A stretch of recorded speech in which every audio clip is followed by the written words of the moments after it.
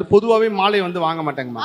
அது எனக்கு அந்த தேடை மெடிடேஷன் சொல்லி கொடுத்து வந்து மாலையோ இல்லை அந்த பரிவட்டமோ இல்லை அந்த தலைக்கு போடுற எதுவுமே வந்து வாங்கக்கூடாதுன்றது.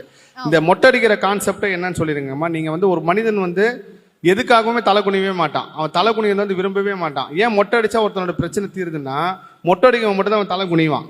அவனே வேண்டி விரும்பி தலையை குனிஞ்சு நீங்கள் பூமியை பார்த்துருக்கிறப்போ அந்த மொட்டை அடிப்பாங்க. அந்த முடி இறக்குறது வந்து கிட்டத்தட்ட ஒரு மிகப்பெரிய ஒரு கர்ம வினை மாற்றத்துக்கு உண்டான செயல் தான். நீங்கள் தலைமுடியை கொடுக்கறது வந்து நான் ஒன்றுமே இல்லை நிராயுதபானே ஆகிட்டேன், இயற்கையை என்னை காப்பாற்று, இறைவனை என்னை காப்பாற்றுன்னு சொல்கிறதுக்கு சமம் தான்.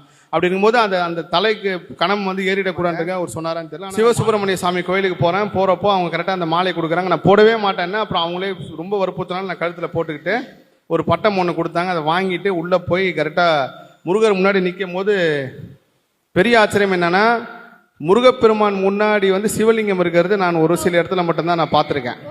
திருவேற்காடு ஆதிபுரீஸ்வரர் கோவிலில் இருக்கு முருகப்பெருமான் முன்னாடி வந்து சிவலிங்கம். அதுக்கப்புறம் ஒரு சில இடங்களில் பார்த்துருக்கேன். ஆனால் பெங்களூரில் இது எப்படி உருவாச்சு, முருகப்பெருமான் முன்னாடி வந்து சிவலிங்கம் வச்சிருக்காங்களே, இது எப்படி சுயம்புவாக வந்துச்சா, இந்த யார் உருவாக்குனா என் மனசில் ஓடிக்கிட்டே இருக்கு. கரெக்டாக அப்போ தான் சாமியெல்லாம் பார்த்து முடிச்சதுக்கப்புறம் எனக்கு வந்து ஒரு உத்தரவு வருது, கோயில் விட்டு வெளியே போகாத உள்ளே உட்காரன்னு சொல்லிட்டு உத்தரவு வருது. நான் கோயிலை சுற்றி வந்து நான் இங்கேயே தரையிலே, அவங்க சொல்கிறாங்க இல்லைங்க வெளியில் வாங்க சேர்லாம் போட்டு வச்சுருங்க, நான் இங்கேயே உட்காடுறேன், இங்கேயே பக்தர்களை பார்க்குறேன், பக்தரெல்லாம் உறவை சொல்லிடுங்க. நான் உட்கார இடம் வந்து கரெக்டாக அதுக்கு எதிரில் ஒரு புத்து இருக்குது. அப்போ அவங்க சொன்னதுக்கு அப்புறம் தான் தெரியும் கருமாரியம்மன் நாகாத்தம்மனோட புத்து இருந்திருக்கு.